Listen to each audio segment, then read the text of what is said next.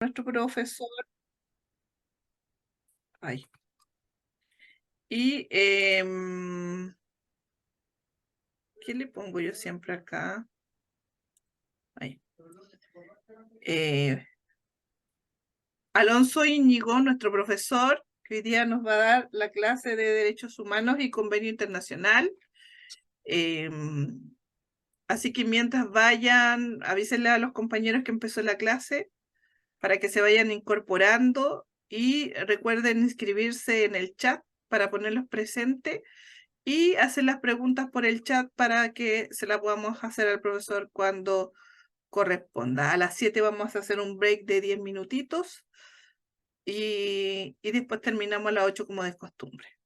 Ya, Aloncito, puede empezar la clase. Ya, muchas gracias, Marcelita. Buenas tardes a los compañeros y compañeras. Me imagino que con varios ya nos conocemos, pues hasta ahora creo que he dado 2 clases. Y lo que hoy día toca, voy a compartir la pantalla. Es como bien decía la Marce, el tema de 3 clases. Ah, ya, 3 clases, excelente. Es el tema de derechos humanos y convenio internacional. Ahora, eh, generalmente, cuando se plantea el tema de conversar de derechos humanos, lo que uno hace es que, o de convenio internacional, ¿cierto? Se revisan las normativas, en qué año se firmó tal ley, ¿cierto? Y en base a eso uno como que empieza a construir una conversación, que está bien, que no tiene nada de malo, pero que a mí me parece que es más interesante conversar desde dónde viene el concepto, digamos. Eh, y algunas cosas que trae implícito el concepto de derechos humanos y de convenio internacional, y cosas que muchas veces uno toma por sentada, como son así desde que nosotros nacimos, entonces siempre han estado. Y es una cosa habitual en la forma en que uno se relaciona con el mundo, ¿sí? Con el mundo en el que uno vive. Pero todo lo que existe, todo es de alguna manera historia humana concentrada. O sea, por ejemplo, eh, todos aquí, yo diría con un casi 100% de seguridad, nacimos en un hospital, ¿cierto? El hospital ya nos habla de una historia anterior, ¿sí? No solo de la creación misma de la estructura, sino que el desarrollo de la medicina. O sea, es un desarrollo histórico de generaciones y generaciones de seres humanos hacia atrás que llegan hasta nuestra actual forma de vida. Hay una base, ¿sí? Se ve la pantalla completa la presentación, ¿cierto? ¿Están viendo a Moisés con las tablas de la ley? ¿O soy solo yo? Ya, súper, se ve. Entonces, como les decía, la idea es conversar eh, respecto a cuáles son los contenidos implícitos en la idea de derecho humano. Y la idea de convenio internacional, si es que alcanzamos, yo entiendo que igual hoy día es un día como bien ingrato para hacer clase y nos queremos ir para la casa, pero vamos a avanzar, vamos a ir conversando, ver cómo se va dando la cosa y ver hasta dónde llegamos. ¿Sí? Por lo menos la primera parte yo la considero interesante, ¿sí? Para poder ir trabajando. Entonces, yo les decía cuando hablaba de la historia del movimiento obrero que hay distintos métodos para acceder al conocimiento. ¿Cómo yo entro a conocer la realidad? ¿Sí? Eh, y lo que yo ocupo, personalmente, esa es mi opción, es lo que se llama el método deductivo. O sea, desde lo general entiendo la cosita particular. Y ahí siempre pongo el ejemplo del engranaje. O sea, si yo pesco la tuerca y la saco de sus relaciones y simplemente la pongo en un espacio negro y la miro, probablemente yo no voy a entender por qué la tuerca tiene esta forma segmentada, llena de estos dientecitos, ¿cierto? Pero si yo veo la tuerca funcionando en conjunto con el engranaje y veo que cuando el engranaje mayor gira hacia este otro lado, hacia este lado, la tuerca gira hacia el otro y que por tanto esa es la forma que le da su sentido, entonces yo puedo entender por qué la pequeña tuerca es de esta forma. Esto quiere decir que muchas veces, para comprender, por ejemplo, por qué, y esto lo ven muchos, quizá algunos de ustedes que sean psicólogos, que trabajen en el área psicosocial, por qué una persona se comporta como se comporta, no basta solo ver a la persona, sino que hay que ver, por ejemplo, su historia hacia atrás. Con las sociedades o con las instituciones sucede lo mismo. O sea, para entender de dónde vienen las cosas o por qué las cosas son como son, hay que entender de dónde vienen los conceptos generales que nos van marcando la pauta de lo particular. Como que me voy enredando viendo los saludos en el chat. Eh, si alguien quiere hablar mejor, que ponga el tema de levantar la mano y entiendo que así lo voy a ver por el lado. ¿Me escucho bien, cierto? ¿Alguien que me puede confirmar que se escuche?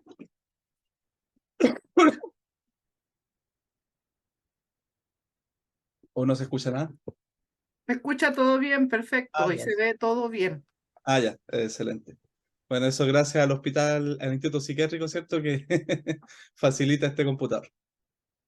Bien, entonces, derechos humanos, ¿sí? Con eso vamos a partir, los derechos humanos. Para partir entonces, tenemos dos conceptos que van, ¿cierto? Y que forman un conjunto. Derechos y humanidad, ¿sí? Dos cosas que nosotros damos por hecho, pero que sin embargo, aun cuando parezca extraño, ni el concepto de derechos ni el concepto de humanidad son naturales, no surgen de la naturaleza, son un proceso histórico y que en realidad ha tomado siglos de desarrollarse. Uno podría decir de una forma un poco poética, si se quiere, que el Homo sapiens, o sea, esta cosa que nosotros vemos, este sujeto anatómicamente construido, digamos, este animal, este mamífero que llamamos humano, el Homo sapiens, ¿sí? A través de su historia deviene en un ser humano. Pero si nosotros vemos al hombre, a la mujer en la naturaleza, el concepto de humanidad es bastante posterior, incluso reciente.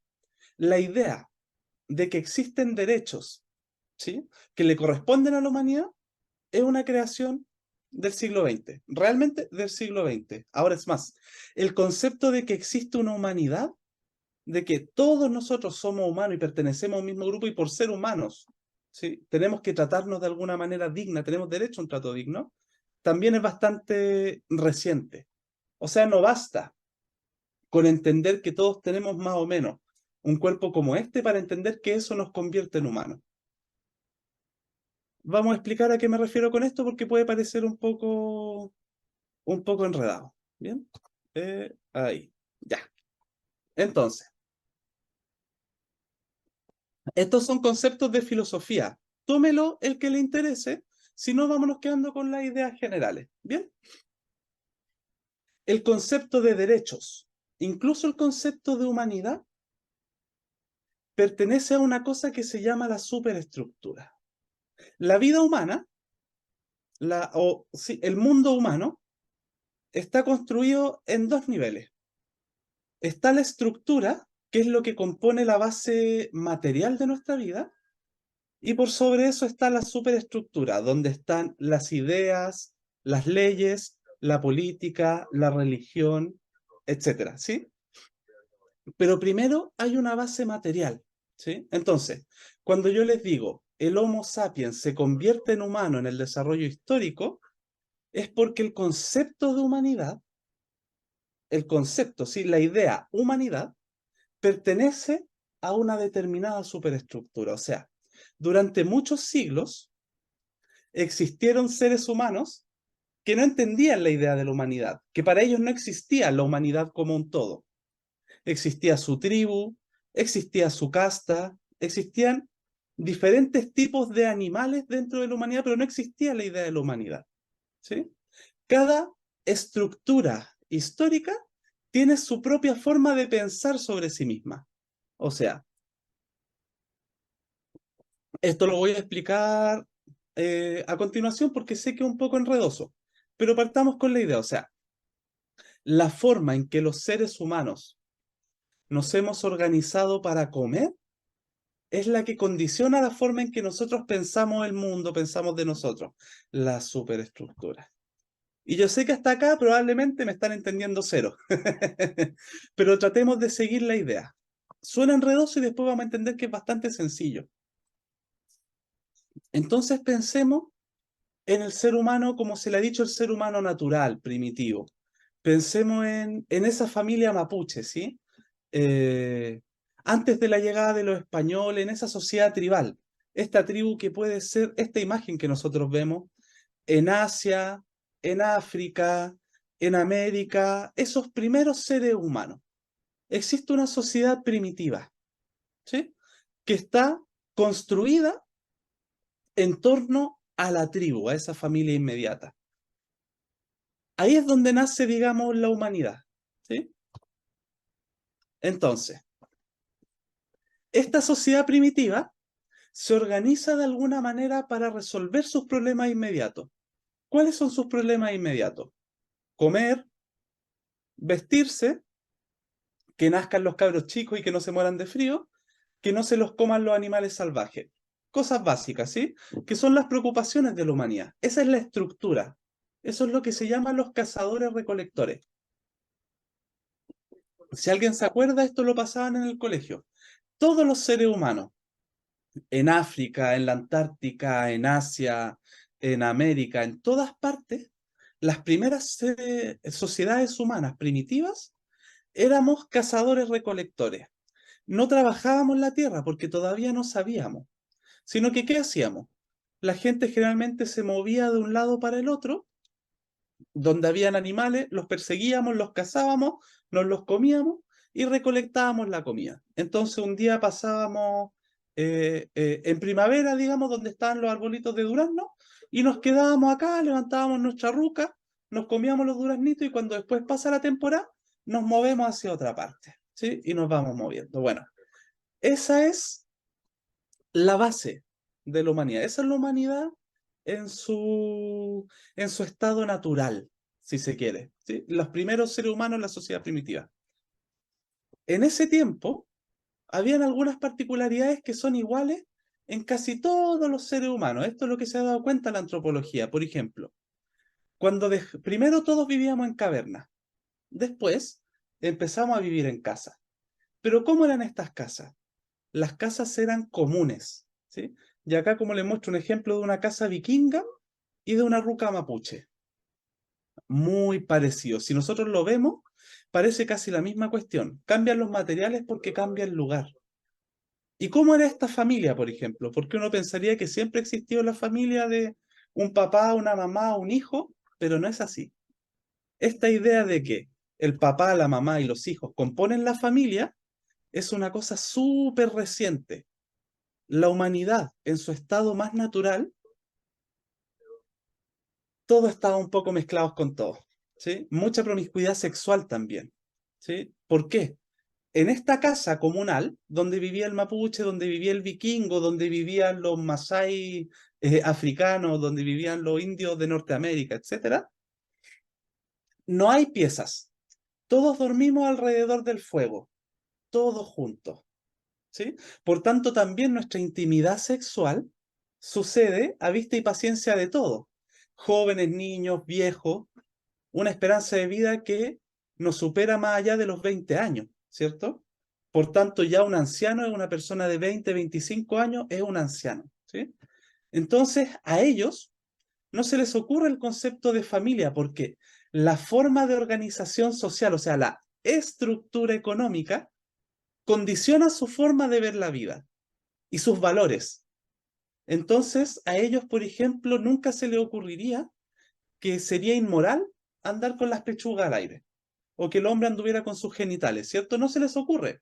No es parte, porque no es parte de su estructura. Por tanto, sus valores están condicionados por su forma de vivir, su forma de vivir natural. Por eso si nosotros vemos muchas veces esas tribus antiguas que todavía están en el Amazonas y que andan pilucho, porque su estado de desarrollo material genera una cierta estructura. Entonces, como no trabajamos la tierra, o muy poquito, no existe la propiedad, o sea, todo es de todos. Por tanto, no hay diferencias. De hecho, lo que se ha demostrado a raíz de el estudio de las sociedades humanas primitivas que todavía subsisten, las tribus, que todavía existen en algunas partes, y de los fósiles, es que en este tiempo no existe la diferencia entre hombres y mujeres. Las mujeres eran cazadoras, los hombres criaban las guaguitas, o sea, todo estaba más o menos mezclado.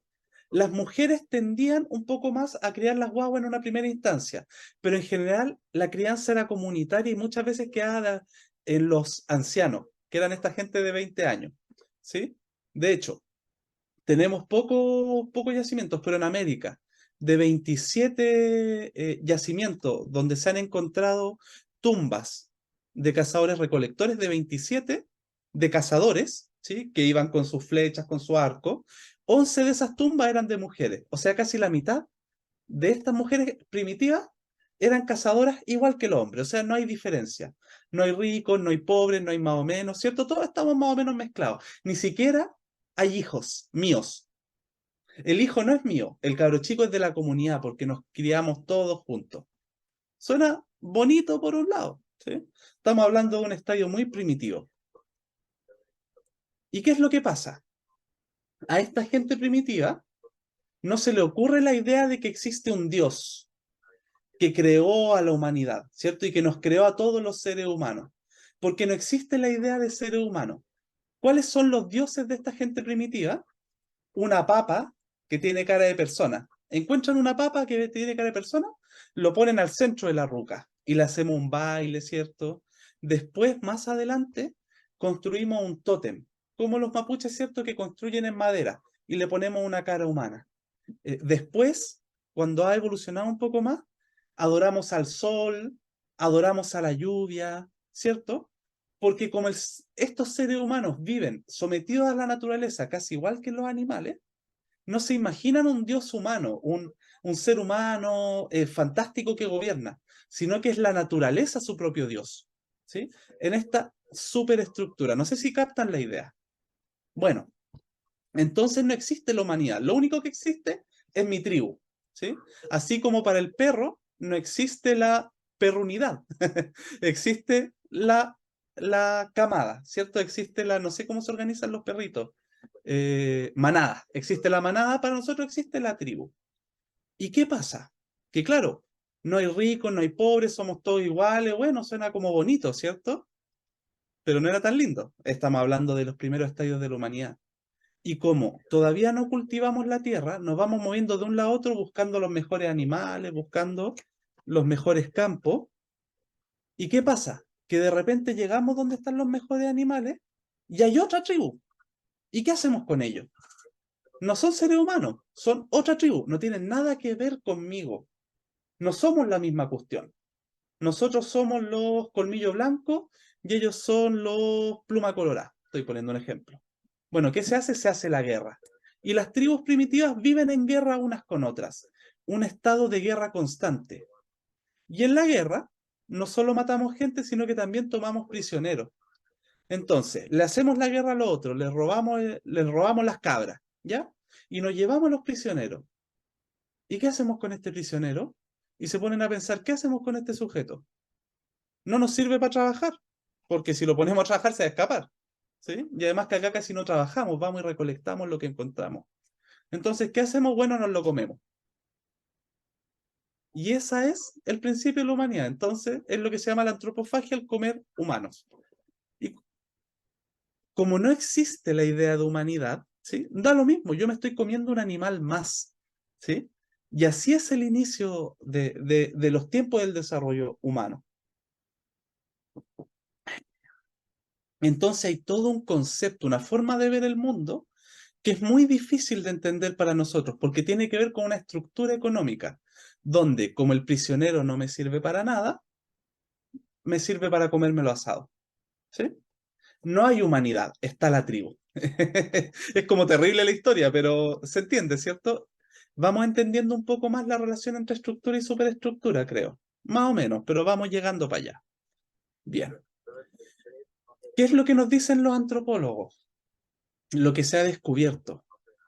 ¿Cuál es el primer tabú y los psicólogos? Primer tabú, o sea, primera cosa prohibida en la psique humana, en el pensamiento humano, comer otro ser humano. Es la primera prohibición, ¿cierto? En ninguna cultura se comen a los seres humanos, pero sí se comen a los de la otra tribu, porque no son seres humanos. Pero yo no me puedo comer a un miembro de mi tribu. ¿Me explico, no? Entonces, el concepto de humanidad está en germen, pero no se ha desarrollado. Por eso no puede haber un Dios que creó a toda la humanidad, porque entonces no me puedo comer al compadre, si también es ser humano, ¿cierto? Bien. Pero ¿qué pasa? Que con el tiempo estos salvajes, que fuimos nosotros, que fueron ustedes, que fuimos todos y todes, ¿sí?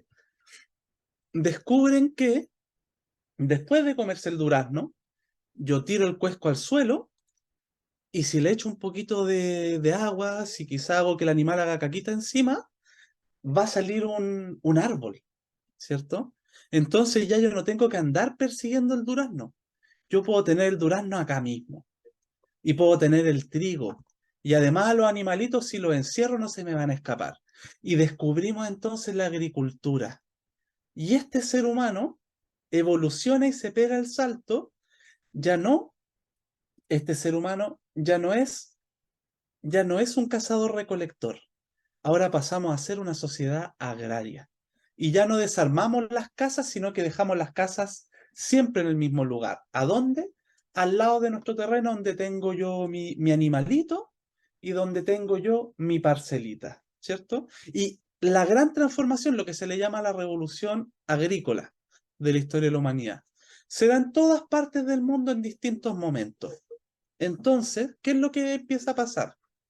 De a poquito, la tierra ya no empieza a ser de todo. De repente alguien se empieza a ser dueño del rebaño. Los hombres, generalmente, por fortaleza física, ¿sí? Y porque además pueden dedicar todo su tiempo y no tienen que estar 9 meses cuando están en el periodo de gestación de la guagüita. Y además hay que entender que durante todo este tiempo, las mujeres prácticamente no experimentan lo que es, por ejemplo, no sé cuál es el nombre técnico, pero lo que le llamamos vulgarmente estar con la regla. La mujer durante toda su vida sexual está embarazada, siempre, en todo momento, ¿sí? Siempre. Es lo habitual, ¿sí? Estamos hablando de esta época arcaica, ¿sí? En cambio, el hombre tiene la posibilidad de darle todo el tiempo a esta crianza de los animales y se empieza a ser dueño y después dice, este bicharraco es mío. Y ahora, ¿qué pasa? Que cuando hacemos la guerra y ya agarramos al cautivo, ya no lo tenemos que comer, porque ahora me sirve para trabajar. ¿Y qué hago? Lo convierto en mi esclavo. Y la esclavitud, chiquillos, estaba en todas partes.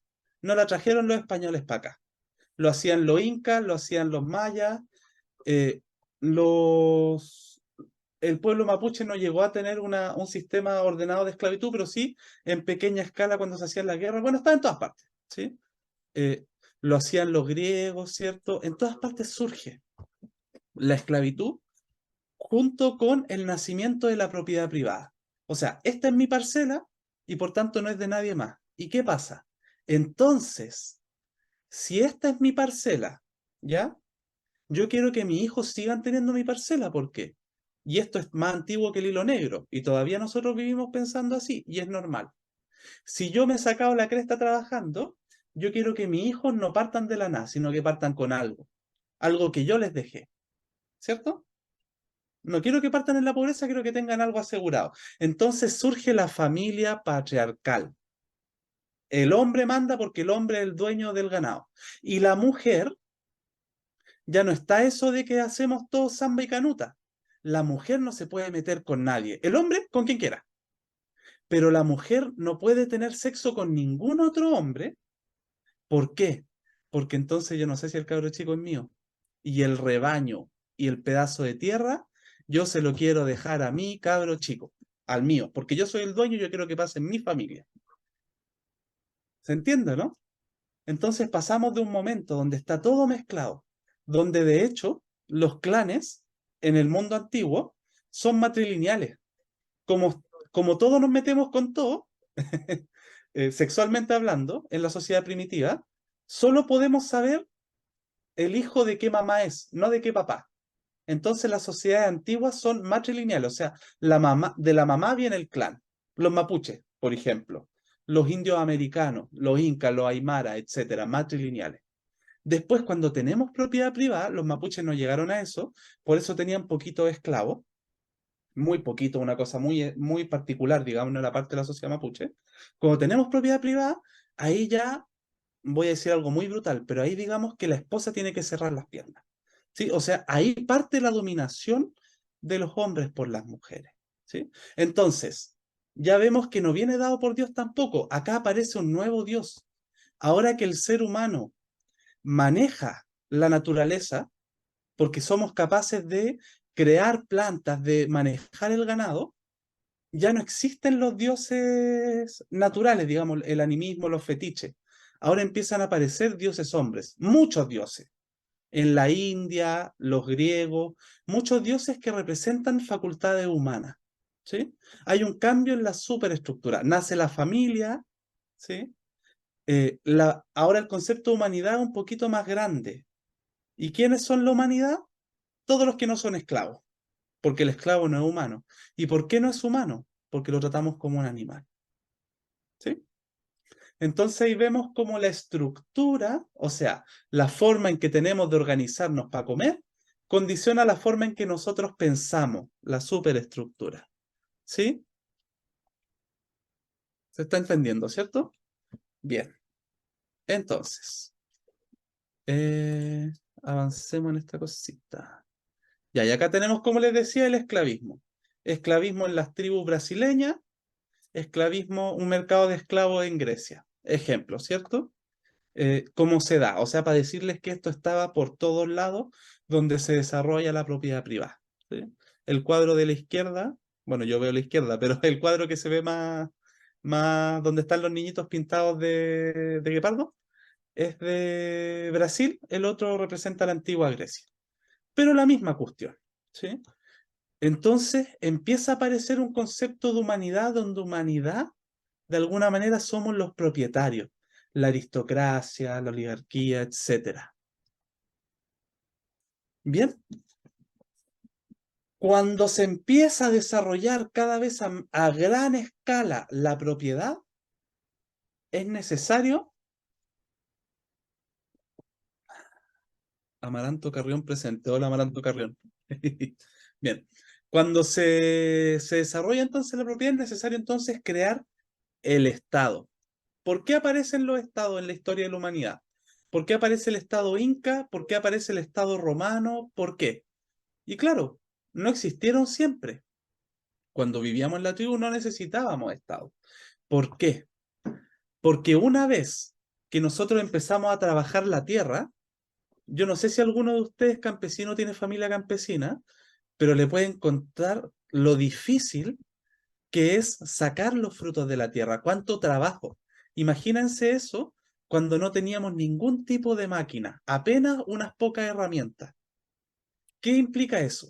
Que para que la sociedad coma, tiene que haber una mayoría muy grande que esté todo el día trabajándole a la tierra y dándole y dándole y dándole, y una minoría que pueda hacer el arte, que pueda hacer el ejército, que pueda hacer la religión. Esto es así.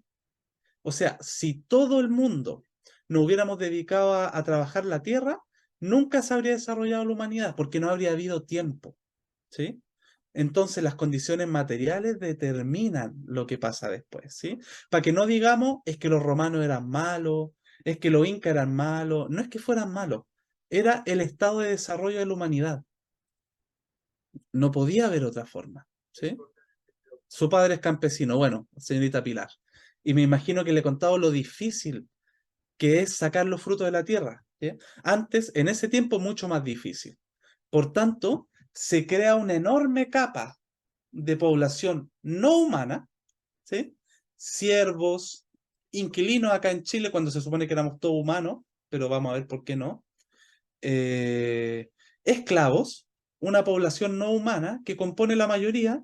En la Grecia antigua eran casi el 90% de toda la población, por ejemplo. En Roma llegan cerca del 85% cuando ya cae el mundo romano. Eh, y una minoría de seres humanos, generalmente hombres libres, porque acá las mujeres por ninguna parte, ¿sí? Generalmente. Hay algunas sociedades distintas, pero hablemos de lo general, hombres libres. ¿Sí? Que empieza a ser como el germen de la idea de la humanidad. Pero ¿qué pasa? ¿Cómo me aseguro yo Si yo soy uno y ellos son 9, ¿cómo me aseguro que ellos sigan trabajando para mí y no vengan y me pongan a trabajar a mí, ¿cierto? Bueno, tengo que crear un Estado que tenga una policía y que tenga un ejército. Y así nace el Estado. Entonces, ¿para qué nace el Estado? Para proteger a los que son dueños de todo de los que no son dueños de nada. Ese es el sentido histórico de por qué nace el Estado. ¿Se entiende, no? O sea, el Estado aparece no para protegernos de los extranjeros, que es lo que muchas veces nos han dicho, es para proteger a los ricos de cada sociedad de sus propios pobres. Y en mi humilde opinión, ese es el rol histórico del Estado hasta el día de hoy, ¿sí? Con muchas transformaciones que han tenido gracias a la lucha de los pobres, que es lo que le explicaba la otra vez. O sea, ahora vivimos espectacularmente bien gracias a la lucha nuestra. Y podemos vivir mucho mejor si seguimos luchando. Pero me explico, ¿cierto? Hola, señorita Erna Fuentalba. Va a quedar súper colgada, pero bueno. Ojalá que alcance algo. Bien, entonces nacen estos estados, ¿sí? Estas condiciones materiales determinan estructuras. Y aquí recién empiezan a aparecer las leyes. O sea, de aquí para atrás, a nadie se le ocurrió la idea de los derechos, ¿sí? No hay derechos, ¿sí? No hay derechos porque no se nos ocurre, porque no necesitamos derechos para vivir. Cuando aparece el Estado, aparecen las leyes, los derechos. De a poquito. O sea, si nosotros vemos los estados griegos, la polis, ¿sí? Las ciudades-estado, tenían constituciones que no estaban escritas. Los espartanos, por ejemplo, gobernaron a todos los griegos y ni siquiera sabían leer ni escribir. Algunos nomás. Y ni les interesaba. Todos sabían cómo era la constitución y se la pasaban de boca en boca. Pero ya existía una idea de una ley. Quizás la ley no tenía que estar escrita, pero ya tenemos el concepto del derecho. O sea, con el Estado nace la idea del derecho para regular. ¿Por qué? Porque el Estado es una máquina de violencia. El Estado es la policía y el ejército, en principio. Para regular este uso de esta máquina de violencia, para que no lo use el tirano, si el que se hace dueño del Estado, contra todo el resto, para ponerle freno a esta violencia, aparecen los derechos. ¿Sí? Primero, los derechos solo para los que somos propietarios, para los hombres libres. Somos los únicos que tenemos derechos, para protegernos de que no ocupen el ejército y la policía contra nosotros. A la mayoría social, a ellos sí los reventamos, pero los derechos surgen para nosotros, ¿sí? Y de a poco se van ampliando. ¿Bien? Y acá tenemos más ejemplos. El derecho de pernada. No sé si alguno de ustedes ve El Señor de la Querencia. Yo siempre hablo del Señor de la Querencia, pero es como para verlo algo más cercano. En El Señor de la Querencia, el desgraciado, no sé cómo se llama el personaje, porque la verdad es que nunca lo vi, pero me lo contaban. Creo que lo vi en la noticia. Él aplicaba el derecho de pernada. ¿Qué es eso? Cuando se casan los hijos de los siervos, esto nace en Europa, ahora que a la gente le gusta siempre como mirarse con los europeos, como que los europeos son tan superiores, bueno, a ellos se les ocurrieron estas barbaridades. El dueño, el señor feudal, acá en Chile, el señor de la querencia, el dueño del fondo, ¿sí? El señor feudal, cuando se casan sus inquilinos, se casa la mujercita con el varoncito, ¿sí? Él tiene el derecho de quitarle la virginidad, el derecho de pernada, ¿sí? Eso se aplicaba en el derecho feudal, lo aplicaban los señores de la querencia de acá de Chile, ¿sí? ¿Cuál es la concepción que hay detrás? Y eso dura hasta el siglo XX, ojo, hasta el siglo XX. ¿Cuál es la concepción? El siervo, el inquilino no es humano, ¿sí? Y yo dispongo de ellos como dispongo de mis animales, ¿sí? Al lado tenemos otro ejemplo, el Kirisute Gome, o Goma, no sé, no lo alcanzo a leer acá, creo que es Gomen, sí, ya, ¿qué era eso? En el Japón feudal, acuérdense que el Japón feudal dura hasta el 1800, o sea, cuando nosotros nos estamos independizando, esto como que más o menos todavía pasaba, bueno, en realidad por el 1700. Eh, un samurái va caminando por la calle, pasa un campesino y no se saca el gorro, el samurái tenía el derecho a cortarlo con la espada. ¿Por qué? Porque era samurái, casta superior. El campesino no tenía derecho, porque era una casta inferior. Entonces, ¿pero por qué? Porque era necesaria una capa de trabajadores sin derechos para poder construir la estructura, la superestructura.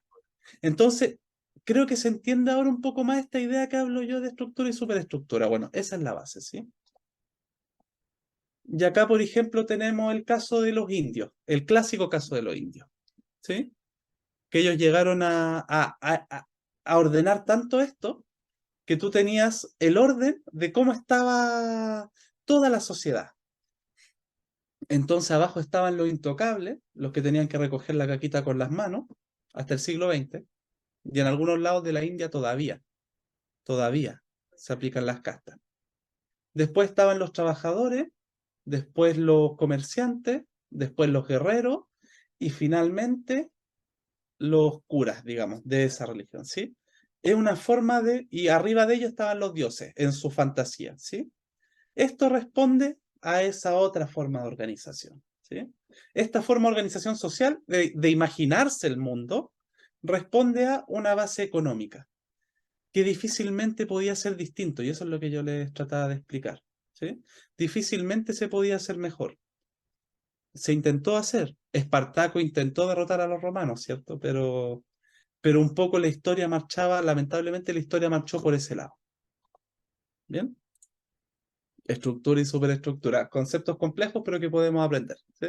Y además nos podemos creer intelectuales en una reunión ahora en un carrete y los dejamos a todos locos, ¿sí? Así que podemos sacar cosas de esto. Bueno, ¿y qué pasa después? Hablamos de un estado de cazadores-recolectores, de un estadio, cazadores-recolectores, donde todos en conjunto vamos recogiendo los frutos de la tierra y no hay diferencia entre uno y otro. No hay familia, no hay Dios, no hay Estado, no hay ni una cuestión.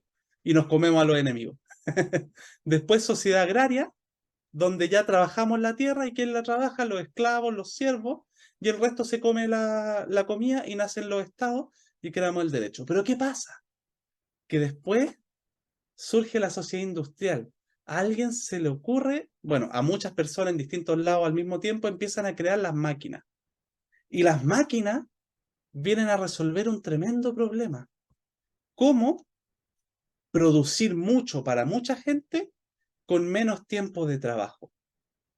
O sea, el hecho de que ahora todos nosotros podamos tener zapatos, ropa, casa, auto, ¿cierto? O sea, que haya tanta cantidad de bienes es porque ya el trabajo no es campesino, no es artesano, es industrial, ¿sí? Y la sociedad industrial ya no necesita esclavos, no le sirven los esclavos, porque sale mucho más caro, y esa es la verdad de la milanesa, sale mucho más caro tener un compadre amarrado, y esto lo intentaron los norteamericanos y se dieron cuenta de que no les convenía, tener un compadre amarrado con 4 guardias dando vuelta alrededor de toda la fábrica, ¿sí? Con perros, con un alojamiento, con comida, ¿sí? Sale mucho más caro tener al esclavo trabajando la fábrica que tener a un pobre que te va a trabajar por el mismo pedazo de pan y más encima no tenéis que vigilarlo, porque si no trabaja se muere de hambre, ¿sí? Y ahí surge la transformación. Entonces, gracias a la máquina, gracias a la industria, ya no es necesario que los trabajadores estén sometidos por la fuerza, la mayoría de la sociedad. Basta someterlo por el hambre. Y además, ya no es necesario que el trabajador esté todo el día trabajando, porque la máquina hace gran parte del trabajo y podemos empezar a ganar tiempo libre. Y así de a poquito esta sociedad industrial que empieza a desarrollarse en el 1600, la famosa revolución industrial, señorita María Soledad, de eso estamos hablando justamente, empieza a generar una nueva conciencia. Ahora es posible que todo el mundo trabaje un poquito de rato y el resto del tiempo cualquier persona, cualquier hijo de obrero, pueda dedicarse a hacer arte, a hacer música, a estar en el gobierno. Entonces las bases materiales para la esclavitud, para la servidumbre, para el señor de la querencia, de a poco empiezan a desaparecer con la revolución industrial. Y eso genera un cambio en el pensamiento de la gente. ¿Es rápido? No, es de a poco, es de a poquito. Pero empieza a aparecer entonces ahora una idea donde todos los Homo sapiens podemos tener igualdad, podemos tener los mismos derechos. Hay una cosa entonces que se llama humanidad. Esta idea no es nueva. Se le ocurrió a Cristo hace más de 2000 años, ¿sí? Antes de la revolución industrial. Y como a Cristo se le ocurrió también al Buda y a otros sujetos en la historia. Pero no había sido posible aplicarla hasta que aparece la máquina.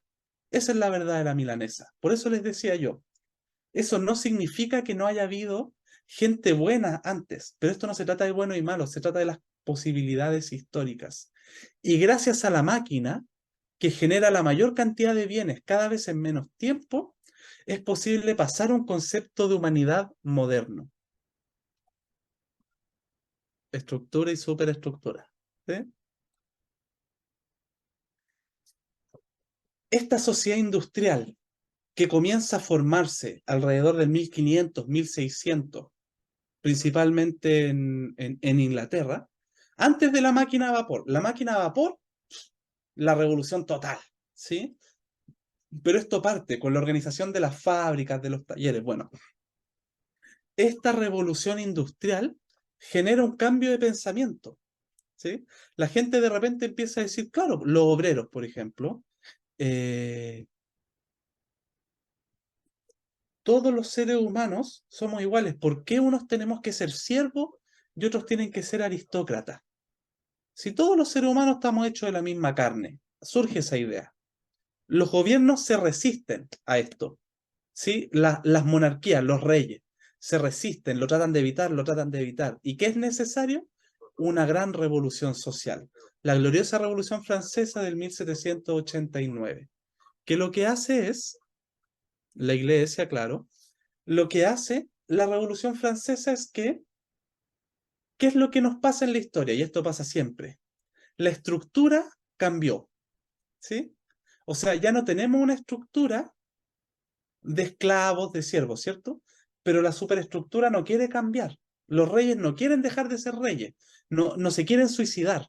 Por tanto, es necesario una revolución que actualice la superestructura a la condición de la estructura, ¿sí? O sea, las condiciones materiales nos permiten ser iguales, pero las condiciones ideológicas, religiosas, políticas no nos dejan ser iguales. Hay que hacer la revolución. Y siempre pasó igual, en toda la historia de la humanidad. Primero viene el cambio material y después el cambio de la idea, y las ideas se imponen materialmente por la arma, o por los votos o de otras maneras. Pero me explico, ¿cierto? Esa es la historia humana desde mi humilde punto de vista. Bien. ¿Y qué es lo que le trae la Revolución Francesa? Igualdad, libertad, fraternidad, la Declaración de los Derechos del Hombre y ahí se me cortó, y el ciudadano. Entonces, por primera vez, surge el concepto de que todos los hombres, ahí ya se nos prendió la antenita, esto no está tan bueno como parece, pero que al menos todos los hombres somos iguales solo por el hecho de haber nacido hombres. Las mujeres no nos interesan todavía. A esta gente, a esta revolución, ¿sí? A pesar de que las mujeres peleaban en la revolución, pero todavía no. Todavía no. Pero por primera vez aparece una declaración que dice, todos los hombres nacemos iguales, ¿sí? Y luego, el año 1794, cuando seguimos, señorita María Soledad, usted sabe mucho de esto, es verdad, el contrato social es parte de la misma idea, ¿cierto? Rousseau, intelectual que desarrolla esa idea, en este tiempo, antes de, digamos, los que preparan la revolución. Y luego en 1794, esta Francia revolucionaria dice, se acabó la esclavitud. Primero, todos los hombres blancos son iguales. Después, 1794, todos los hombres de distintos colores son iguales. Digamos la verdad. ¿Por qué pasa esto? Porque los haitianos estaban liberándose al mismo tiempo, haciendo su propia revolución. Y no les quedó otra a los franceses revolucionarios que darle el favor, porque ellos ya estaban transformando la sociedad haitiana. La primera, esto es una cosa que nunca se cuenta en los libros de historia, pero está ahí. La primera revolución latinoamericana, los primeros que se liberan de los colonizadores fueron los haitianos, ¿sí? Y en ese proceso de lucha, los jacobinos negros que iban desde Haití hasta el Parlamento francés permiten que se declare la abolición de la esclavitud y la igualdad de todos los hombres. ¿Bien? Y aparece entonces, por fin, en la historia, este concepto de derechos humanos que es básicamente esto: igualdad ante la ley, todos tenemos los mismos derechos políticos, todos tenemos los mismos derechos económicos. Valeria, efectivamente, en la Revolución Norteamericana surge, primero me parece que fue en Nueva Orleans, si no me equivoco, en algunos estados, no ayer sí, más bien. Efectivamente fue primero la Revolución Norteamericana donde se plantea el tema de todos los hombres son creados iguales. Es lo que dice el prefacio de esta primera Constitución norteamericana. ¿Por qué yo no lo nombro? Porque mientras dicen eso, mantienen a los esclavos negros, que es distinto con lo que pasa en Francia. Pero sí, efectivamente, es todo parte de un proceso revolucionario que ocurre en estos mismos años. Entonces, tiene razón lo que usted dice, Zeta Valeria, pero yo prefiero cifrar esto más bien en Francia, porque en Francia es mucho más avanzado que lo que hacen los norteamericanos, que dicen todos los hombres son creados iguales, pero finalmente mantienen a su población negra en la miseria más terrible, ¿sí? Pero surge esta concepción. Y ese es el fin del primer bloque. No sé si le damos el descanso o seguimos, tú me dices, Marce. Estaba muteada, perdón. Estamos en las 6:54. Si quieres ya, como el primer bloque, le damos unos 15 minutitos a los chicos para que vayan a tomar un cafecito, vayan al pipi room y volvemos a las... ¿Ya? a ver, son 6 minutos para las 7.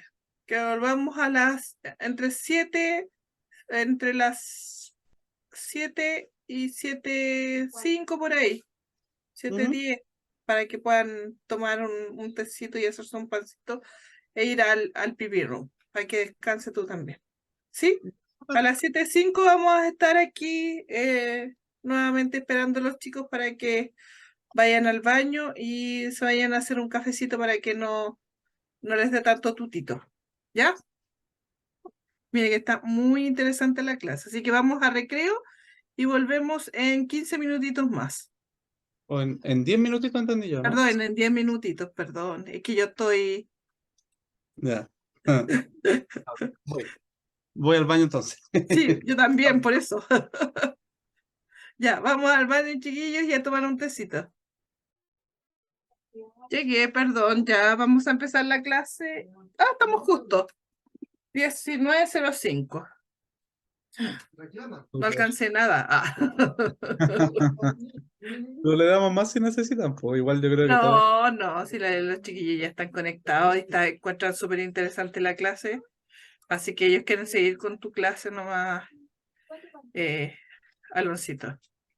Ya, ok. ¿Ya? Súper, démosle entonces. Volvimos. Ya, están viendo fin de primer bloque, ¿cierto? Ya. Entonces, ¿cuál fue la idea principal de lo que nosotros revisamos? Este humano, esta especie que viene del mono evolucionada, ¿cierto? Que somos los Homo sapiens, deviene en humano, devenimos en humanidad a través de un proceso histórico, que ha sido un proceso de liberación constante, ascendente de liberación. Nos liberamos primero de la sumisión de la tierra, y ahora está de la naturaleza, de estar subsumidos dentro de la naturaleza, nos liberamos, ahora la controlamos, ¿cierto? Lamentablemente abusamos de ella, ¿cierto? Y eso es algo que hay que remediar. Pero se entiende, nos liberamos de la esclavitud de la tierra, luego nos liberamos de la esclavitud de los hombres. Pronto hay que liberarse, o sea que bueno, lo que pienso yo, luego hay que liberarse de algo más, digamos. Pero eso lo vamos a hablar más adelante o en otro momento. Pero estamos en un proceso de liberación. ¿Y cuál es la característica de esa liberación? los cambios tecnológicos y luego del cambio tecnológico, el cambio cultural. Entonces,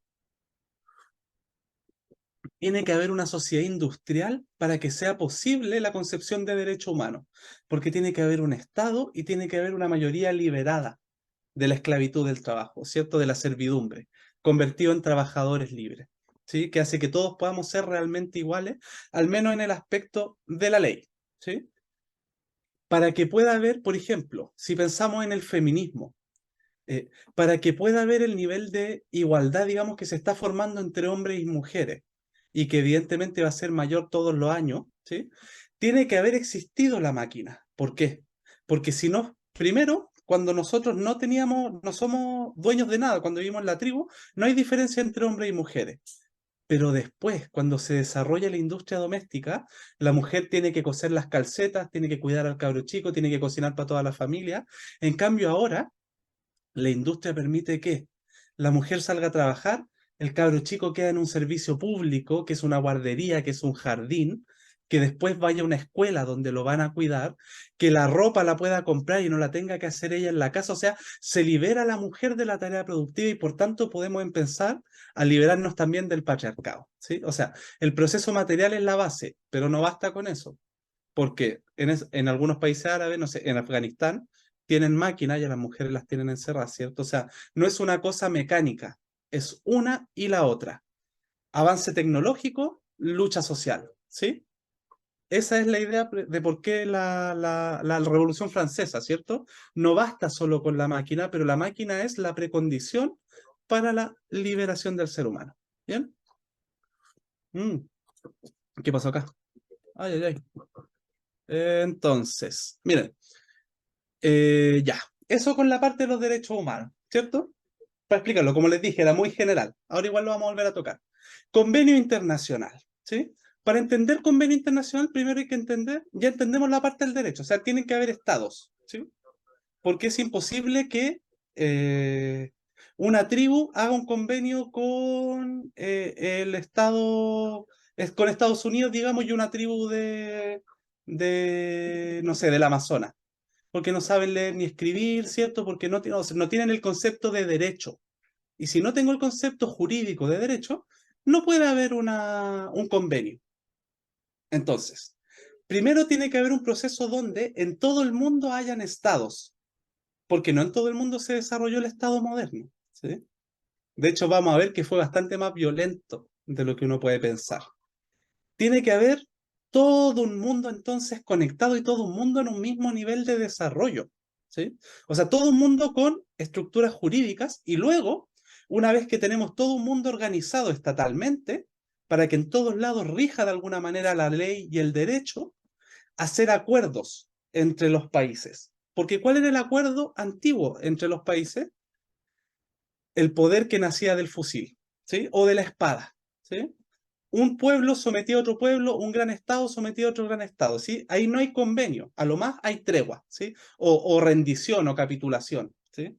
Pero sin embargo ahora existe la idea de que entre los estados nos ponemos de acuerdo y tenemos regulaciones comunes, pero tuvo que pasar un proceso primero. Entonces lo que vamos a ver a continuación, si es que me resulta la imagen, es una imagen que se va desarrollando, es como un videíto corto que encontré en Wikipedia y que lo encontré maravilloso que nos muestra justamente históricamente cómo pasamos de que hayan unos poquitos estados modernos de lo que entendemos por estado a que todo el mundo, a que haya un sistema mundial. ¿Sí? Lo vamos a ver y después lo vamos a ir viendo de a poquito, así que esto es muy breve. 1492, si ven arriba, el año, abajo los países, y se va viendo cómo estos pocos países fueron colonizando el mundo. El Reino Unido, Francia, Portugal, España, Holanda, Rusia, Turquía. Después se meten los Estados Unidos, antes no existían. Bélgica, Italia, Alemania.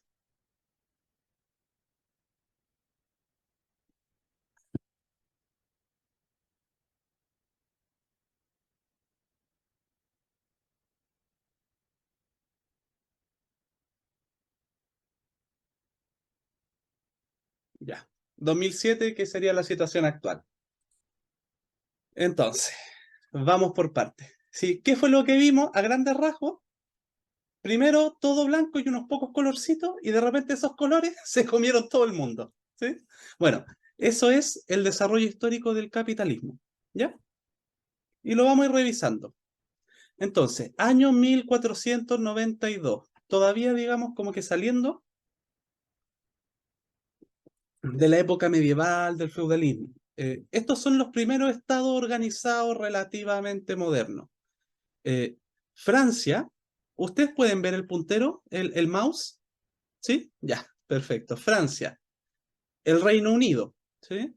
España, Portugal, Rusia y Turquía. Son las grandes potencias.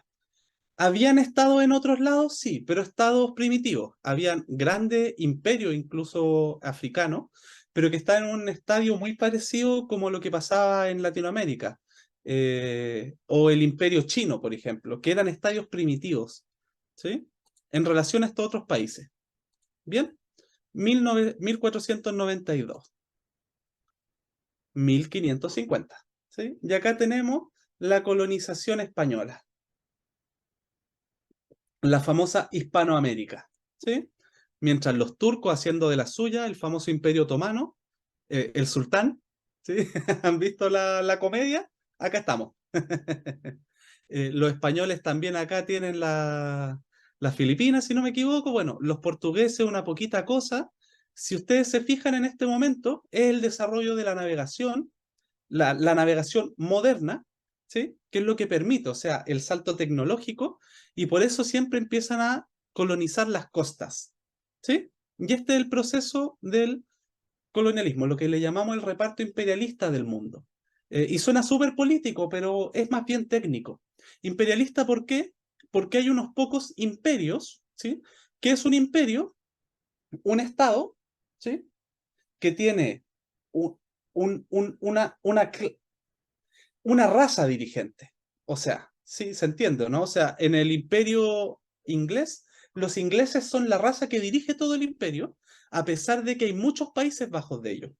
Por ejemplo, los escoceses y los irlandeses, pero son inferiores, ¿sí? El centro del imperio es uno, ¿sí? Ese es un imperio y que coloniza entonces muchos otros lugares, muchos otros países. Es lo que pasaba con los españoles, por ejemplo, y que fueron creando colonias, se fueron mezclando con los indios. Bueno, asesinan al 90% de toda la población indígena de América o sucumbe por la enfermedad o por el exceso de trabajo, pero se van creando entonces. Eh, Acá donde solo habían estados arcaicos, los incas, ¿cierto?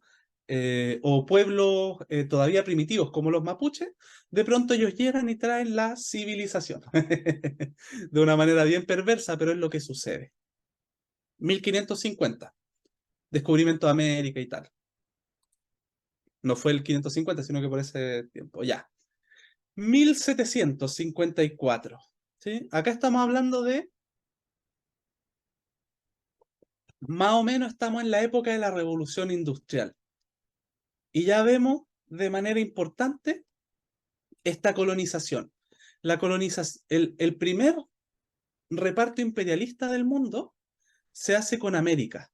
Y es gracias al oro y la plata que se sacan de América que se construye el capitalismo moderno. ¿Sí? Ese es el nacimiento histórico. Gracias a todo lo que se saca de América, se lo llevan desde todo esto, se lo llevan a este pedacito chico, y acá se genera el gran desarrollo de la tecnología, y después la tecnología la empiezan a devolver por goteo para acá. Y si vemos la colonización en África, es muy leve, en Asia también, bueno, esto es la India, Asia, etcétera, es muy poquito. Bueno, y los rusos haciendo de las suyas, pero casi pura nieve para allá. Nieve y nómade, así que no es para tanto, a pesar de que es grandote el zarismo ruso, ¿sí? 1822. La independencia de Latinoamérica termina por ahí por el 1830, pero está fundamentalmente bien el mapa. Entonces, acá ya, el chat. Perfecto. Acá ya entonces vemos que en el 1822 América se liberó. Nos liberamos del yugo de los españoles, de los franceses, nace Estados Unidos, ¿cierto? Lo que hablaba, bueno, nació antes, digamos que es lo que comentaba la compañera respecto a la Revolución Norteamericana, pero se entiende. ¿Y qué pasa? Los imperios empiezan a pasar hambre, ¿sí? Porque el imperio depende de sus colonias. Cuando nosotros rompemos con las colonias, viene entonces un nuevo proceso de reparto imperialista del mundo. Y acá tenemos el 1914, cuando ya se abandona América, ¿sí? Bueno, quedamos bajo la influencia de los créditos, etcétera, pero ya somos independientes y somos estados modernos. O sea, acá, en toda esta parte ya impera el derecho moderno, que no había antes, porque éramos distintos pueblos. Ahora acá, por ejemplo, está la noción de lo humano. O sea, no todo es tan malo. Ahora tenemos la noción de humanidad única, que antes no existía. Y toda África, bueno, Australia, ¿cierto? Y esta parte de la India y del Asia, repartida entre las potencias imperialistas. Entonces, claro, la historia siempre tiene una parte positiva y una negativa. Uno no puede decir que todo fue malo ni que todo fue bueno. Es lo que yo les decía del esclavismo. Es terrible. Somos espartaquistas, estamos con Espartaco. Pero si no entendemos la necesidad histórica del esclavismo, no entendemos cómo llegamos al desarrollo material que tenemos ahora. Bueno, el desarrollo del capitalismo es gracias a esto, al sometimiento de las colonias y al robo de los recursos naturales. Por ejemplo, ¿por qué el África al día de hoy está llena de guerras civiles, de conflictos, ¿cierto? Porque ellos están viviendo ahora el mismo proceso que nosotros vivimos hace más de 100 años atrás. Porque la liberación de ellos recién empieza en los años 70, mientras nosotros nos liberamos a principios del 800. Y si uno ve la historia de Chile, la historia de Paraguay, la historia de Perú, es exactamente lo mismo. La organización de los estados a través de la guerra entre las facciones, ¿cierto? Es muy parecido. Entonces, claro, ahí uno entiende por qué las cosas son como son. Y no es que sean inferiores, es producto de una situación histórica. Bien, 1914, reparto imperialista del mundo. Pero ¿qué pasa? Los imperios se están comiendo la comida de todo el mundo. ¿Sí? De los africanos les roban todos sus recursos naturales, los asiáticos, los indios. A nosotros nos tienen de guata al suelo con los créditos, ¿sí? Sacándonos intereses. Pero ¿qué pasa? Que aún así no les da. ¿Por qué? Porque aun cuando hay condiciones para que todos vivan más o menos decentemente, están los super mega multimillonarios, ¿sí? Los dueños de las compañías, de las grandes compañías colonizadoras, que quieren cada vez más, quieren tener cada vez una parte más grande del pastel. Y eso hace que empiecen a chocar entre ellos, y a chocar, y a chocar, y a chocar por el reparto imperialista del mundo. La historia del imperialismo es una historia de guerra constante por las áreas de influencia. ¿Por qué los ingleses nos ayudan a nosotros a librarnos de los españoles? Para quedarse con nuestros mercados, ¿sí? La estructura que condiciona la superestructura. Y viene entonces la Primera Guerra Mundial. Luego, después de la Primera Guerra Mundial, la Segunda Guerra Mundial, los procesos de liberación nacional en el África y en el Asia, y tenemos ya en los años 70, digamos, en los años 70, ya la configuración del mundo actual, ¿sí? Entonces, bueno, todo esto es interesante verlo en colores, porque así uno entiende de dónde venimos, dónde estamos, por qué, cómo es posible que exista la ONU y que en todos los territorios del mundo, en todos lados, haya un Estado, un ejército, un parlamento, un presidente, un primer ministro que se va a sentar a una asamblea. ¿Cómo llegamos a eso? Gracias al reparto imperialista del mundo, que hace avanzar la civilización, pero a patadas, ¿sí? Por eso les digo, yo no estoy diciendo que estoy a favor de los imperialismos, pero hay que entender históricamente qué fue lo que pasó. No sé si me explico. Bien, entonces, este reparto imperialista del mundo, ¿hasta dónde nos lleva? Hasta la Primera Guerra Mundial o la Primera Gran Guerra. Bien, de 1914 a 1918. Vencen los aliados sobre las potencias centrales, se firma el Tratado de Versalles. ¿Quién eran los aliados? Los franceses, los ingleses, los gringos. ¿Quién eran las potencias centrales? Todavía no existía Alemania, pero era básicamente Alemania, los austriacos, el Imperio Austrohúngaro, etcétera. ¿Bien? Nacimiento de la primera República de Trabajadores. Sí, o sea, acá, alrededor de esta guerra, aparece por primera vez en la historia un país donde mandan los trabajadores, la mayoría trabajadora, ¿sí? No había pasado nunca, porque claro, ahora nos cuentan una historia bonita, ¿cierto? Pero durante la Primera Guerra Mundial, por ejemplo, yo creo que muchos de nosotros nos suena Winston Churchill, ¿sí? Que era el compadre que hacía así, el guatón con el puro, que hacía este signo de victoria, ¿sí? El primer ministro de Inglaterra. Y se nos habla como de que en Inglaterra había una gran democracia, ¿cierto? Pero nunca nos cuentan que el imperialismo británico, durante 160 años, que fue el tiempo que duró la ocupación de la India, mataron 160 millones de personas.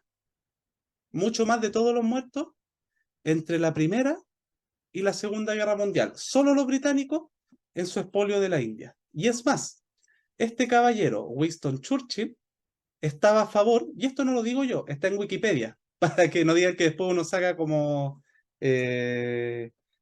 noticias falsas, ¿cierto? Esta es una información que uno puede encontrar en Wikipedia y en muchos otros medios, digamos. Winston Churchill, cuando hablaba en el Parlamento Democrático inglés, él hablaba a favor de matar de hambre a los pueblos indios que querían liberarse. Hablaba a favor de tirarle gas venenoso a las mujeres y los niños civiles de los pueblos kurdos que querían liberarse del Imperio Británico, ¿sí? Entonces, esa es la situación real. Se habla de derechos humanos, pero todavía no se conquistan los derechos humanos. Y los países imperialistas no lo practican, ¿sí? En el Congo belga, en el Congo, se les cortaba la mano a los trabajadores por no trabajar. Y ese no era un país musulmán, era Bélgica en el siglo XX tratando a sus trabajadores negros. ¿Por qué? Porque eran negros. ¿Sí? Bueno, esa situación nos lleva a la Primera Guerra Mundial, porque la historia no es tan bonita como nos contaron. ¿Sí? Y terminamos con 10 millones de muertos en Europa. Gran tragedia. ¿Sí? Y producto de esta guerra mundial se crea lo que se llama la Liga de las Naciones. Y acá, por primera vez, aparecen en la historia los convenios internacionales vinculantes de todo el mundo.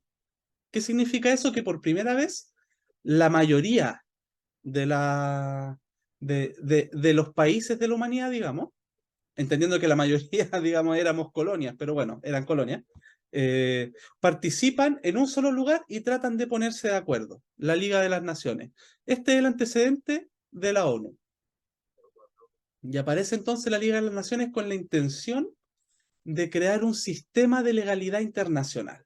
¿Y cuál era la idea? Después del trauma, digamos, de la Primera Guerra Mundial, promover el desarme entre los países, o sea, que tuvieran menos armas, mediar pacíficamente los conflictos mundiales, evitar una nueva guerra mundial, generar justicia internacional, y esto que yo puse en rojito, no estuvo de acuerdo nunca la Liga de las Naciones en reconocer la igualdad de todas las razas. ¿Sí? Pero bueno, entonces, en pleno siglo XX, los países imperialistas, excepto Estados Unidos, que Estados Unidos quería formarla, pero después no se unió, porque el Congreso no quiso, forman la Liga de las Naciones, con la intención de crear un sistema de convenios internacionales, que estamos en el tema, para evitar la guerra. Bueno, ¿cómo les fue? La pregunta es obvia, ¿cierto? Después vino la Segunda Guerra. Entonces fracasa absolutamente. ¿Pero por qué fracasa? La Liga de las Naciones es un intento de crear una superestructura mundial, ¿sí? Donde todo el mundo se pone de acuerdo en igualdad de condiciones de alguna manera para tener una justicia común. Esa es la superestructura. ¿Cuál es la estructura real? El imperialismo, la lucha constante por los mercados de influencia. Por tanto, esta superestructura internacional, ¿sí? Los que estuvieron al principio lo van a entender, los otros lo siento, pero esta superestructura internacional no logra prosperar porque la estructura es el imperialismo y el imperialismo esencialmente necesita de la guerra para competir por los mercados. Entonces, ¿qué es lo que pasa? Que la Liga de las Naciones se revienta y viene la Segunda Guerra Mundial. Y para mí la imagen más icónica es la bomba atómica. ¿Por qué? Porque este desarrollo de la sociedad industrial llega a tal nivel que en la Segunda Guerra Mundial la humanidad, el imperialismo, crea los medios para exterminar toda la vida en la Tierra, la bomba atómica. A través de las bombas atómicas, un puro país, Estados Unidos, Rusia, China, la India, Francia, pueden eliminar toda la vida en la Tierra. Y después se forma la ONU, efectivamente. Sí, de hecho está ahí. Entonces, la Segunda Guerra Mundial entre el 39 y el 45. Nuevamente se lucha por el reparto imperialista del mundo. ¿Sí? Luchan los alemanes que quieren expandirse hacia Asia, quieren comerse Rusia, ¿sí? Quieren comerse Polonia, quieren comerse Eurasia, ¿sí? Y no lo permiten los otros imperios. Y entra en la guerra mundial. Ganan nuevamente los aliados. Los gringos, los franceses, los ingleses, el día D, desembarco en Normandía, ¿cierto? Todas esas cosas. Se da también la Revolución China, que triunfa el 49, pero que este es el puntapié inicial para su segundo momento. Y empieza el proceso de descolonización de África y Asia. ¿Sí? Se empiezan a liberar, igual como lo hicimos nosotros de los españoles, empiezan a hacerlo los africanos después de la Segunda Guerra Mundial. Se consolida un nuevo imperialismo, mucho más estable que el anterior. Porque el anterior imperialismo de los países centrales de Europa era una guerra de todos contra todos. En cambio, después de la Segunda Guerra Mundial, aparece un solo imperio, donde está Estados Unidos, Europa Occidental y Japón. Ahí se mezclan los vencedores con los perdedores, ¿sí? Y entran todo el mismo saco, que son los países industriales, el centro económico del mundo, se unifica. Y mueren alrededor de 60 millones de personas, la mitad, más de la mitad de todas las muertes en la Unión Soviética. ¿Y por qué digo eso? Esos son los datos de la ONU, ¿sí? No son datos tampoco que inventé yo. ¿Por qué digo eso? Porque también es bueno que entendamos la historia como realmente fue.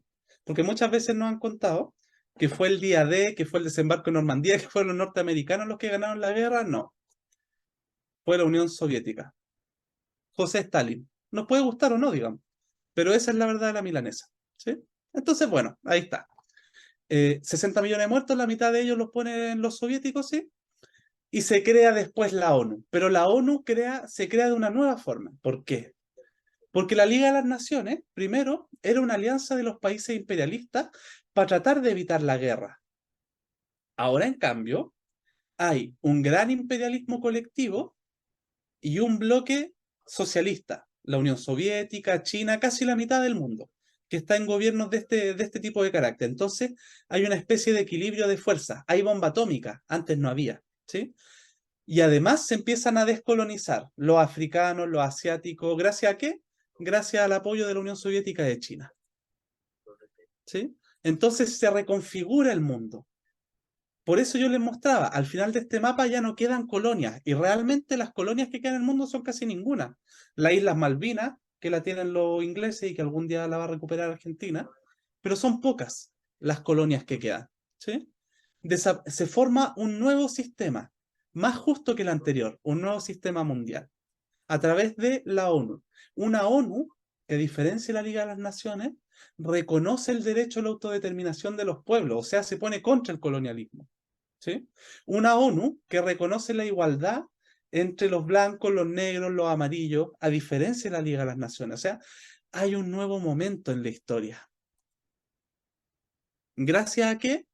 A las grandes luchas sociales de los pueblos africanos, del pueblo ruso, del pueblo chino, y a esta nueva especie de negociación mundial que se crea. ¿Bien? Y ahí está la ONU, la Organización de Naciones Unidas, que rige hasta el día de hoy. Y que en el año 1948 saca la Declaración Universal de Derechos Humanos, ya donde todos nosotros siempre nos dirigimos, y que si bien no está firmada por todos los países, es el documento de referencia cuando nosotros pensamos en derechos humanos. Entonces,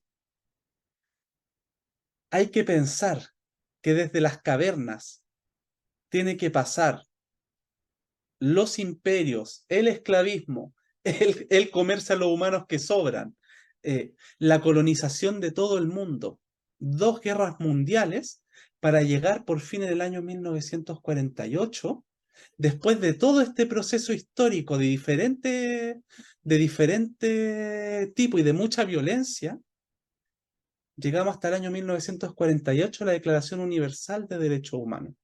¿Sí? Y eso nos lleva hasta la situación actual. Actualmente nosotros vivimos en la posguerra de la Segunda Guerra Mundial, en esa situación. ¿Y qué es lo que sucede? Por primera vez, en todo el mundo rigen estados modernos, ¿sí? En todo el mundo entonces existe una concepción de derecho y hay un acuerdo general respecto a que todos los seres humanos somos nacidos iguales, que tenemos los mismos derechos, que tenemos derecho a la protección, a la salud, a la alimentación. Pero mientras se crea esa superestructura internacional que nos habla de un posible gobierno mundial en algún momento, o sea, una alianza de toda la raza humana, que esa es la idea que hay detrás de la ONU. La idea detrás de la ONU es una superestructura donde toda la raza humana está unida como una sola. La idea de la humanidad, pero la humanidad ahora como un solo sujeto, ya no como tribus que se comen una a otra, ya no como estados que luchan unos con otros, ya no como imperios que someten a unos y a otros, sino como un conglomerado donde toda la humanidad está unida resolviendo sus problemas. Es hermoso, pero la superestructura choca con la estructura. Porque ¿dónde vivimos? En el capitalismo. Y en el capitalismo tienen que haber ricos y tienen que haber pobres. Y tienen que haber países ricos y países pobres. Entonces, tenemos la Declaración Universal de Derechos Humanos, pero los norteamericanos bombardean con fósforo blanco, que es esta imagen que ven acá, la ciudad de Fallujah en Irak, y derrocan un gobierno en Irak sin atender a la legalidad internacional. Una guerra ilegal, porque no se demostraron que habían armas de destrucción masiva. Y sin embargo, no hay ninguna sanción porque son el capitán del imperio colectivo. Y tiran fósforo blanco, que es una sustancia que está, no solo la guerra de Irak fue ilegal, el uso de fósforo blanco es ilegal por las leyes de la guerra, porque es una sustancia que cuando cae se come la carne hasta el hueso y la quema. ¿Sí? Y eso lo tiraron contra civiles. Y no solo pasa ahí, lo están tirando hoy día el Estado de Israel lo está tirando sobre Palestina. Todos los seres humanos tenemos derecho a la alimentación, pero mientras en el primer mundo y en Chile hay una epidemia de obesidad, muere cada 5 años toda la población de Chile, en términos de número, los 17 millones, de hambre. O sea, cada tantos años desaparece un país completo como Chile de hambre, mientras la comida se bota en el mundo industrial. Tenemos la Declaración Universal de Derechos Humanos, pero en países como Jordania, como Kuwait, como la Arabia Saudita, todavía gobiernan reyes como el que está acá al lado de esa otra señora. ¿Sí? Entonces, hay una situación donde no es como en la Revolución Francesa, que hay una estructura que no se condice con una superestructura, sino que es al revés. O sea, hay una superestructura que nos habla de la posibilidad, de la hermandad de todo el género humano, del fin de las diferencias de clase, de raza, de sexo, de religión, de la igualdad total entre los seres humanos. Hay una posibilidad real, pero en la base económica nos mantiene separados. Bueno, Lo dejo hasta ahí porque si no ya va a ser demasiado, va a ser ya demasiada ideologización, ¿cierto? Pero yo creo que ustedes entienden para dónde voy. Si fue necesaria una revolución como la francesa para cambiar la superestructura, es mi impresión que ahora es necesaria una revolución para cambiar la estructura económica, una economía distinta. Eso, arriba los que luchan. Súper, muchas gracias, Alonso. Aquí todos están pidiendo tus clases para que se las enviemos vía correo. Yo les estoy informando a todos que todas las clases anteriores tuyas y de todos los demás profesores se han enviado. Así que tienen que esperar que los chicos de soporte después me envíen las grabaciones. Tú, como siempre, me envías el PPT y todo lo demás al correo y yo después se los reenvío a ellos. ¿Alguna consulta que tengan compañeros para, para el profesor? Dice que muy buena clase y la forma de hacerla. Muchas gracias, dice Pilar. Todas las clases, acá me están pidiendo tu clase específicamente porque la quieren volver a ver. Siempre estamos disponibles. No manejo yo el... Ahí ustedes saben, tienen sus servidores, pero sí, pues siempre disponible, yo les mando la información y si quieren más información y si quieren más clases, le damos. Yo tengo Sí, mi pega, ¿cierto? Así que esto lo hago por amor al arte nomás y por amor a la revolución. sabemos eso, Aloncito, así que de todas maneras, muchas gracias. Acá la María Soledad dice, gracias, profe, que fácil se entiende la historia eh, con sus clases. Eh, la, Elga dice, gracias por la clase y siempre muy amena la charla. Más que nada están dando todas sus opiniones sobre las clases, que son súper buenas y excelentes. Nos hemos enfocado en otras cosas diferentes para que puedan eh, ver el mundo del sindicalismo, el mundo en general desde diferentes aristas. Así que, Así es. Sí, tienes una admiradora. bien, eso Seco profesor, admiradora, dice la Paola Barabé. sí, miren, eso es importante de lo que yo les hablo, es de lo que Súper. hace algunos añitos atrás nomás le llamaban la ciencia de los trabajadores y la ciencia proletaria, y que ahora se ha perdido. Antes esto se enseñaba en los sindicatos, esto era el conocimiento, la filosofía que los trabajadores pasábamos de generación en generación.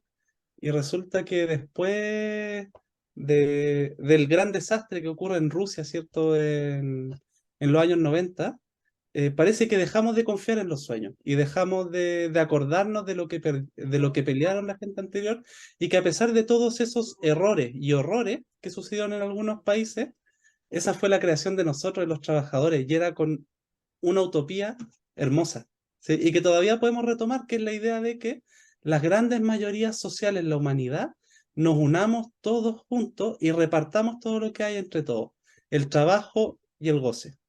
Así que eso, pues, chiquillos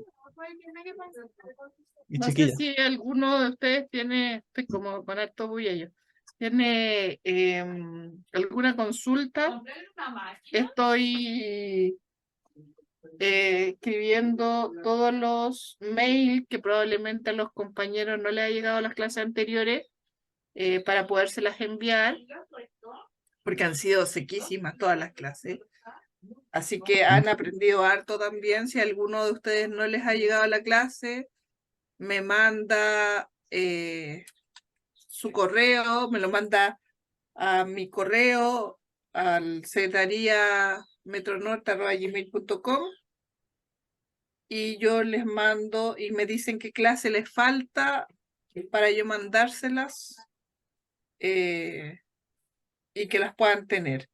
Así que yo no sé si no tienen ninguna consulta más, podemos dejar a Aloncito descansar porque él también está, si ustedes no saben, en el Orbit, que queda ahí en Independencia, pero él vive en la Florida. En Recoleta queda el O sea, Orbit. en Recoleta, perdón. Es que yo Sí. Sí, lo veo por el otro lado. Sí. Bueno, estábamos cruzando la calle en realidad. Claro. Y también él está cansadito y también se tiene que ir para su casa. Así que si no hay ninguna otra, prefiero que me manden los correos y las consultas, chiquillos, porque no puedo estar escribiendo todo, al correo, como les dije, al secretariametronorte@gmail, porque estoy escribiendo casi aquí medio raro, gmail.com, y me dicen qué clase les falta y yo se las mando de vuelta, ¿ya? No sé si no, me dicen si no le ha llegado ni una, cómo lo hacemos y todo lo demás, y así lo vamos planificando para todos ustedes.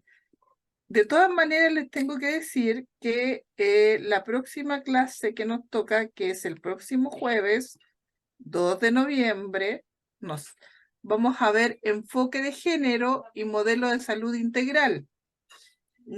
Que probablemente esté Alonso otra vez, y no sé si va a estar Carmencita porque no se Sí, sintió muy bien. no, no va a Entonces, estar. en una de esas,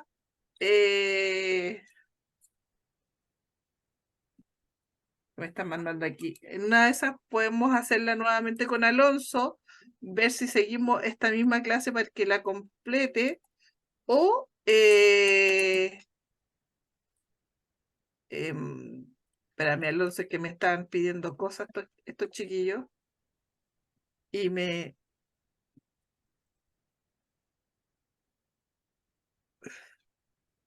ya. A ver si completamos esta clase o hacemos en definitiva la clase de enfoque de género y de modelo de salud integral. Ahí lo vamos a hablar con los profesores y vamos a ir viendo, porque eso nos tocaría próximamente el 2 de noviembre. Así que te dejamos descansar, Aloncito. Muchas gracias como siempre por tu clase. Muchas gracias a los alumnos por conectarse. Sabemos que es un día medio difícil, que estamos todos medio cansaditos, viene un fin de semana largo, así que espero que todos descansen y nos vemos el próximo jueves, y con el compromiso de que cuando me mande los soporte la clase grabada, y Aloncito siempre es muy Mateo, así que él me manda siempre al tiro su clase, se las vamos a mandar a su correo, y todos los correos que me puedan enviar al Secretaría Metro Norte y decirme qué clase les falta. ¿Ya? Así que les damos por finalizada esta clase. Les damos muchas gracias y nos vemos el próximo jueves. Así que Chao. un gran abrazo para todos. Tengan un excelente fin de semana. Nos vemos. Chao. Cuídense. Chao, Lore. Chao, Pilar.